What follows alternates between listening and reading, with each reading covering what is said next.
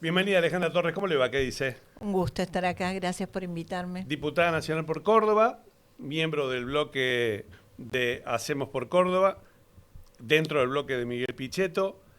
¿Esperabas que esta experiencia legislativa por la que estás atravesando resultara como está resultando? ¿O esperabas algo, entre comillas, más normal? Está bien, muy buena tu pregunta.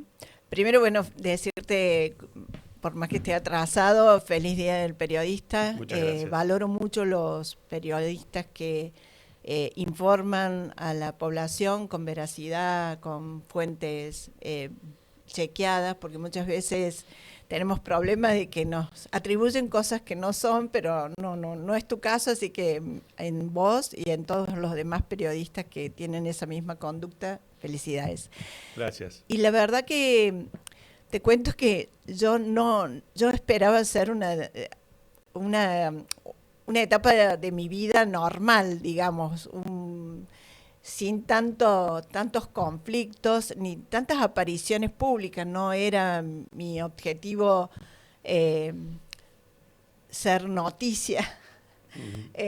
sino presentar proyectos. O sea, soñaba, viste, con lo que uno imagina un congreso: presentar proyectos, discutirlos, Ujú. traer las fuentes, escuchar a expertos y sacar y sancionar leyes que hagan al funcionamiento más normal de la sociedad. Y la verdad me encontré con un congreso muy distinto al que yo esperaba y menos para lo que me imaginaba, ¿no? Que yo digo, bueno, esto es el final de mi vida activa, digo, porque eh, he trabajado mucho desde los 17 años, he pasado por todos los poderes Ujú. habidos por haber de una república, estuve en el Poder Judicial, en el Poder Ejecutivo en varias oportunidades. He sido consultora internacional en países muy difíciles, sobre todo los de América Central, Honduras, Nicaragua, El Salvador. Y bueno, y pensé que iba a terminar esto de una situación más tranquila, pero Ujú. no. No, bueno, eso tiene también de apasionante la política, que normalmente no es aburrida, sobre todo para quienes la llevan adelante. Eh, Antes de hablar de tu paso en diputado, de tu presente, estaría bueno que recordemos que vos fuiste funcionaria provincial y funcionaria municipal en una misma área, que es el área de la modernización digital. ¿Cuánto se han facilitado los trámites en los últimos años a los ciudadanos? ¿Y cuánto se nos han complicado los trámites digitales a los ciudadanos? En realidad, bueno, la provincia de Córdoba tiene una experiencia y una historia muy interesante en materia de modernización de la gestión pública.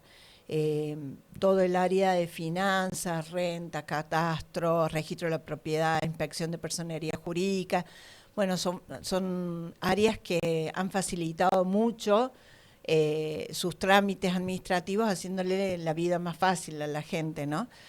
Después, cuando fuimos a la municipalidad, aproximadamente teníamos 270 trámites municipales. La municipalidad es la que tiene más trámites porque tiene al vecino que todos los días darle alguna respuesta: el Ujú. problema de la basura, el problema de transporte, luminarias. La verdad que es una gestión muy cara a cara con el vecino. Y ahí, cuando cerramos la gestión de Martín Yarlora, eh, hicimos 110 trámites digitalizados, además de suprimir otros, porque no se trata justamente de digitalizar por digitalizar para hacerle la vida más fácil a la gente, sino se trata también de eliminar una serie de trámites que a veces no tienen razón de ser o que han desaparecido su razón de ser como consecuencia de la época en que vivimos y en la época que se gestó el Y trámite. el uso de sistemas informáticos que eran verdadera pieza de museo en la Sí, municipalidad. no, cuando entramos fue catastrófico porque realmente estaba todo obsoleto. Yo trato de no reproducir eh, lo que pasó en términos de crítica, que me pasa mucho ahora en el Congreso, ¿no? Que todo el día se están criticando un partido con otro y nunca tratamos los temas. yo siempre trato de mirar para adelante. Digo, bueno, trazo mi línea base, que es lo que nos enseña la técnica, y de ahí, ¿qué construyo? Pero en realidad, claro, cuando queríamos construir, teníamos muy obsoleta todo el tema de computadoras, todos los sistemas Las de bases de datos. interconexión. Bueno, de hecho, que tuvimos en enero mismo del 2020, apenas iniciados, las bases de datos las colocamos en la nube, obviamente con todos los resguardos y la confidencialidad y que merece el tema, pero eso nos permitió tener dominios de datos.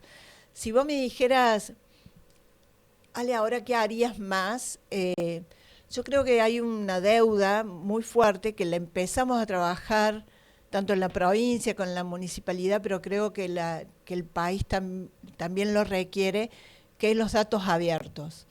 Que pongamos más a disposición de la gente y de los investigadores, los que tengan interés, los datos que resultan de la gestión del sector público. Porque entonces vos vas a poder evaluar bien o mal, harás la crítica, pero desde tu mirada y desde tu análisis. Si vos me decís, por ejemplo, que recientemente estuvimos discutiendo en el Congreso el tema de personas con discapacidad, si todos los datos fueran públicos y vos supieras con total claridad cuál es el proceso, cuánta gente con certificado de discapacidad y dónde están ubicados, cuál es la tipología de discapacidad que predomina o que es más fuerte. Bueno, vos podrías sacar tu conclusión. Y ser más justo también, porque recibirían los que tienen que recibir y quienes no tienen que recibir dejarían de recibir, está claro eso. Te cuento una pequeña anécdota a propósito del atraso que había en la municipalidad en ese sentido. Hace ya varios años, debe ser como 7, 8, fui a Washington y en el Museo de Historia estaba expuesto como un objeto antiguo el COBOL o SOBOL, COBOL, el COBOL, que era el sistema por el cual se procesaban los datos en la municipalidad. Era una pieza de museo, pero literalmente la vi el aparato con el que se procesaban los datos. Y en la caja también. Claro. En la caja de jubilaciones de la provincia estaba el mismo sistema. Y si vos vas a ANSES, también está el mismo sistema. O sea, imagínate lo obsoleto. Por eso era tan interesante, o es tan interesante, la oportunidad que tiene el gobierno nacional de modernizar todos los sistemas de gestión. Vamos al presente. Empezaste tu carrera de diputada nacional, votaste algo que al gobierno no le gustó y se armó un escándalo y echaron a tu compañero, tu pareja, Osvaldo Giordano, de la conducción de la ANSES en la que acababa de asumir. ¿Cómo te pegó eso personalmente, políticamente? No, fue re duro porque no esperaba para nada, eran unos incisos de un artículo, ya venía perdiendo, digamos, si lo podemos poner en términos de juego competitivo, el gobierno, el oficialismo, porque no estaba sacando los primeros articulados, pero sí había habido una aprobación en general, que no es menor, ¿no?, cuando te aprueban en general el proyecto. Y la verdad, cuando yo salí, fue gracioso la anécdota, porque yo salí del Congreso y a todos los diputados, los periodistas le pedían entrevistas. Y yo salía y nadie me pedía nada. No te conocían los periodistas todavía. Y yo decía, qué suerte, qué bueno. Y yo digo que me puedo ir a mi casa temprano, sin que... Y cuando llego al departamento, me mira Osvaldo y me dice, estás en TN. Ay, perdón. No importa. Sí, TN, sí, ¿qué tiene? Todo noticia. Y digo, ¿y por qué? Le digo, ¿qué hiciste? No sé qué hice. Bueno, y ahí la verdad fue muy doloroso. Personalmente me golpeó mucho porque te sentís como culpable de la salida de tu compañero, pero no solamente por la salida, porque la búsqueda de trabajo de Osvaldo no iba a ser un problema porque sé de su capacidad y de hecho, inmediatamente asumió como presidente, como titular del IERAL. Así es. Al frente del equipo de investigación de la Mediterránea. Sino que me dio mucha pena porque sé que iba a hacer un muy buen trabajo en ANSES, que es una necesidad. Esto que estuvimos hablando, reformular todos los sistemas, hacer que la gente no haga cola. Vos sabés que yo tengo un libro que me encanta, que es El fin del trámite eterno, que para mí es mi Biblia, que tiene que ver con esto de los trámites en el sector público. Y ahí te dice, viste, que estás todo el día haciendo trámites, que haces uno, y supuestamente el libro de las estadísticas dice que el 20% de tus trámites vos tenés que volver 2 y 3 veces a hacerlo. Y yo siempre, cada vez que pienso, tengo que hacer un trámite, a mí me duele la cabeza. Digo, ¿cuántas veces voy a ir? ¿Qué tengo que llevar? Que cuando llegaste dicen, no, te falta otra cosa. Digo, ¿por qué si las cosas pueden ser más simples, más claras, más sencillas? Yo, empleado público, puedo tener una vida más tranquila, cumplir con mis obligaciones sin tanto estrés y sin tantos insultos. La gente vivir un poquito más. Y yo creo que él iba a poder hacer todo eso. Sí. De hecho, que ya al inicio empezó y puso en marcha una serie de reformas vinculadas con la asignación universal por hijo, por el tema de que no concurras a presentar el certificado escolar, que eso se tome digitalmente, una serie de cuestiones que no hace falta. Déjame que diga algo que dijimos en el momento que ocurrió eso. A mí, y creo que a mucha gente le pareció un acto de extremo machismo, pensar que una diputada nacional, en tu caso, vota según los criterios de su compañero o de su pareja. ¿Por qué uno no puede pensar que una persona es una persona que tiene sus compromisos políticos, sus ideas, y su compañero puede pensar en forma completamente diferente o actuar y una cosa no quita la otra? O sea, sí. que lo hayan echado a Osvaldo por ser la pareja de Alejandra Torres, me pareció un exceso. Nos quedamos a lo mejor muchas veces con otro tipo de análisis o comentarios, pero me parece que la raíz del problema está en la consideración que hizo en ese momento el presidente sin tener en cuenta semejante detalle. No, totalmente, bueno, lo ha repetido en otras acciones, ¿no? También con la hija del doctor Cavallo, con Sonia Cavallo, en el puesto que ocupaba en la OEA. Y subyace la idea de... su padre opinó críticamente, diferente. Echaron a la hija. Subyace como la idea de que las mujeres tenemos que responder los mandatos masculinos. Y no esto que para vos es tan normal, y para mí es tan normal, que cada uno pueda tener posiciones distintas y pensar diferente, y no porque ser parejas, hijas... Es vinculante. Para nada. Los vínculos son personales, no políticos. Obvio, nada que ver. Y yo tengo muchísimas parejas, amigas, donde piensan totalmente distinto uno de otro.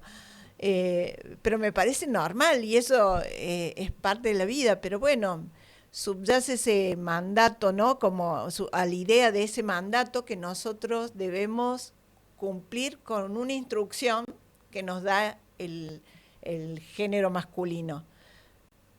Yo creo que, bueno, pensar eso a la altura de este siglo me parece que es totalmente loco. Alejandra, ¿cómo trabajar en un Congreso en el que no hay una mayoría oficialista, como suele ocurrir muchas veces en Argentina, que los congresos tienen una mayoría del oficialismo? El oficialismo tiene una minoría muy chica y con bastante poca experiencia. Ustedes tienen una posición intermedia entre partidos duramente opositores como el kirchnerismo o partidos más amigables con el oficialismo como el PRO, por ejemplo, o una parte del radicalismo. ¿Cómo toman las decisiones para posicionarse frente a cada proyecto en el bloque en el que estás, que comanda Miguel Pichetto? El bloque es un bloque bastante diverso también, te voy a decir. Tenemos... los cordobeses, como nos llaman, que también ahí tenemos opiniones diferentes. Después están un grupo importante que responde al socialismo y bueno, y a otros. Está López Murphy también. Se salió recientemente, conformó sí. Su monobloque. Su monobloque. Pero siempre nos dan la libertad de nosotros poder llevar la opinión que cada uno haya analizado, concluido en base a las presentaciones que se realizan. En eso Pichetto es muy respetuoso y nos deja trabajar con mucha libertad. Y entonces muchas veces, bueno, el miércoles pasado fue una muestra clara de que algunos votaron positivo, otros negativo, otros nos abstuvimos, pero es cierto que cada uno, en función de sus ideales, sus valores, sus sueños, analiza los proyectos que se presenten y los vota. Yo tengo una posición muy técnica en términos de que necesito todo validarlo técnicamente. Yo sé que cada palabra que incorporo en un proyecto o cada modificación tiene una implicancia jurídica y económica. Me he criado así porque, bueno, fui parte de la Fundación Mediterráneo durante mucho tiempo, después fundamos otros institutos de investigación, así que parte de mi vida ha sido analizar las cuestiones técnicamente, y es por eso que yo voy generalmente con datos, con evidencia, que me colocan en una postura o en otra. También uno lo ve cotidianamente, los diputados de todas las provincias a veces están muy atentos a lo que los gobernadores les pidan en función de las circunstancias por las que atraviese la relación entre, en este caso, Córdoba y el gobierno nacional. Ustedes tienen un sistema de consultas con Yarlora, me imagino, con el gobernador Yarlora. En realidad no es consulta, son diálogos permanentes, en el sentido de cuando tenemos una posición respecto se presenta un proyecto de ley, supongamos el tema de jubilados, con el impacto en la caja de jubilación en la provincia, lo conversamos con él, dialogamos, pero él también es muy respetuoso de nuestras posiciones, así que no, nosotros tenemos, en realidad Córdoba, en general el equipo, el grupo de diputados, el mini bloque, como le decimos, trabaja muy armónicamente y dialogando mucho, conversando con el gobernador y entre nosotros. Alejandra, me parece a mí o se quebró, sobre todo después de las elecciones en la ciudad de Buenos Aires, una especie de consenso y de clima de cierto respeto que había entre los bloques y el oficialismo. Digo porque lo que pasó la semana pasada y lo que puede pasar en adelante en este tiempo electoral, me refiero a la votación en contra del gobierno de proyectos sobre discapacidad, reforma jubilatoria, etcétera, abren una situación de tensión política que es un escalón más de lo que venimos viviendo.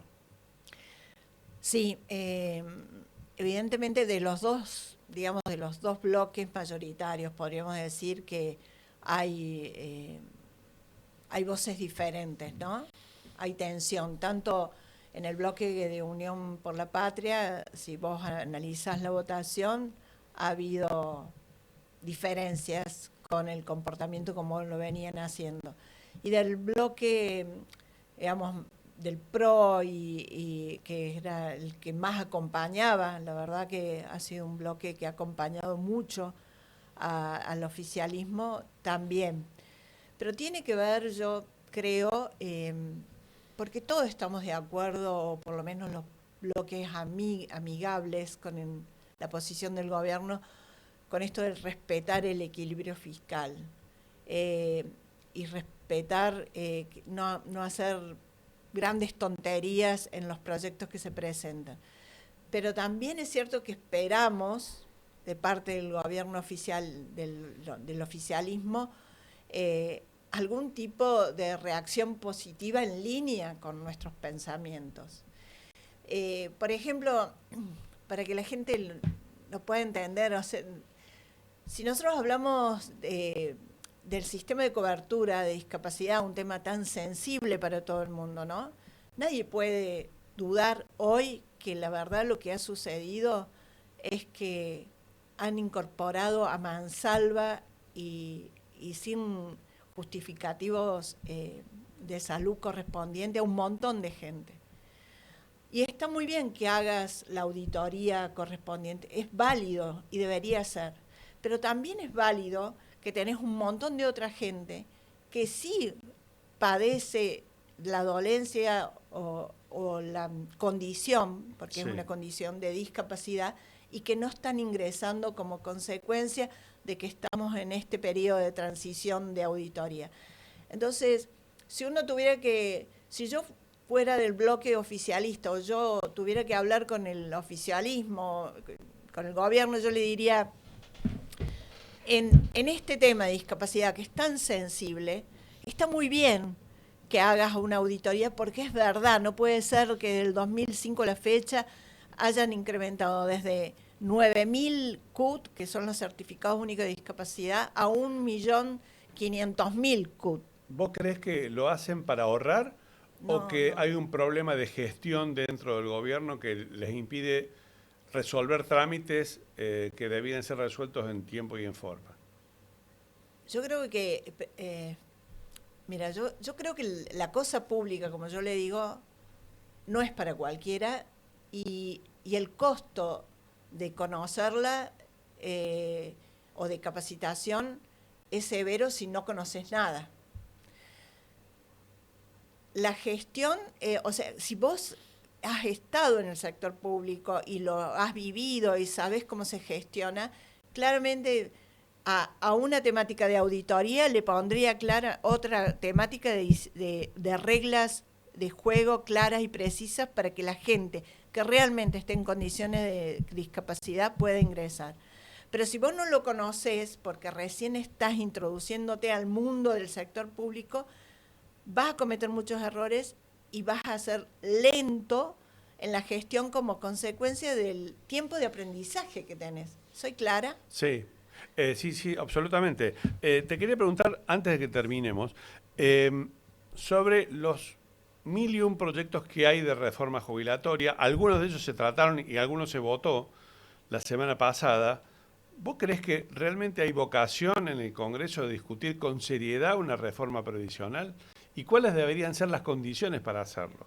Porque esto difícilmente, lo que se votó la semana pasada, difícilmente prospere. El gobierno lo va a vetar en algún momento. No, sí, ya lo avisó que lo Por iba a eso. vetar y además en la medida que sea más irracional la propuesta que se eleve a la Cámara de Senadores, más justificativa va a tener para vetarla.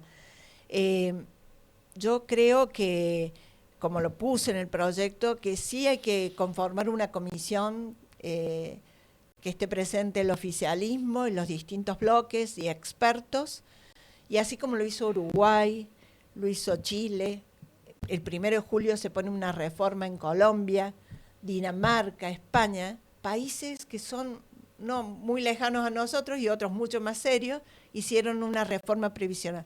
¿Cuáles Pero son las líneas denominadores comunes de esa reforma que vos seguramente has mirado, analizado para tener una idea de por dónde va el mundo hoy?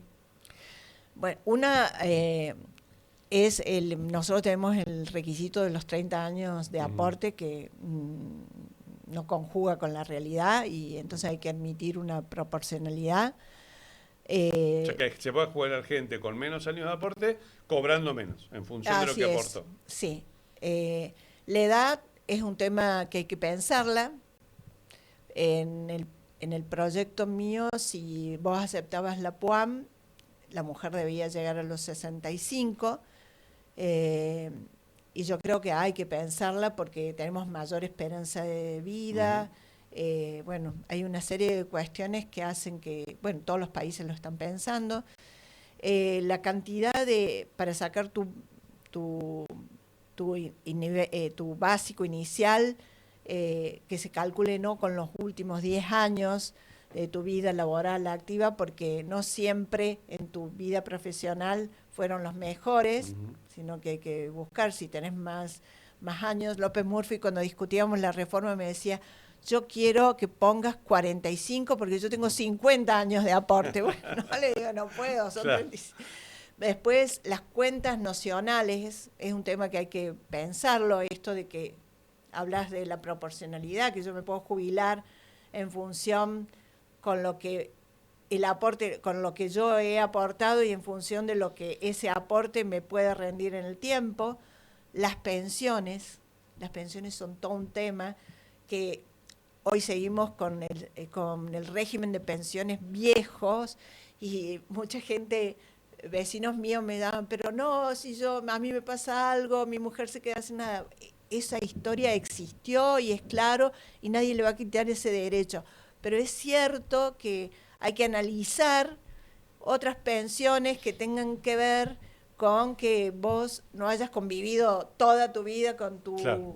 tu pareja y se produce el fallecimiento. Era de la época en la que solo un miembro de la pareja trabajaba y la otra persona, habitualmente las mujeres, otra época, no trabajaban, no eran amas de casa, no es que no trabajaban, eran amas de casa. Sí, exactamente. Esos son los temas que habría que... Alejandra, nos vamos, pero esta nota no termina sin que yo te pida que nos recomiendes un libro.